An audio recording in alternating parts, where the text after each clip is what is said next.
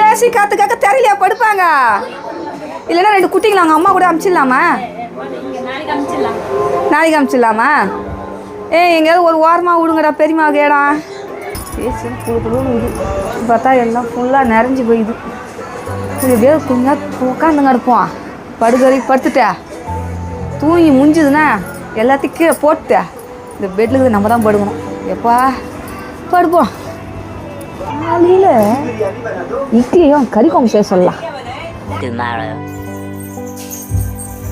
தலை குடிச்சிட்டு தலை வதிக்குதுடா எப்பா. எவ்வளோ நேரம் கவி? சீக்கிரம் வருவேன், காலேஜ் போகணும், சீட்டு வாங்கணும் சொல்லிங்கிறேன். இதோ வந்துட்டேன்க்கா. இப்ப நீ எதுக்கு பூ எடுத்துங்க கிடக்குற? வச்சுட்டேன். வீட்டுல தானே இருக்கிற, அது எதுக்கு பூ வச்சுன்னு எடுத்துக்க?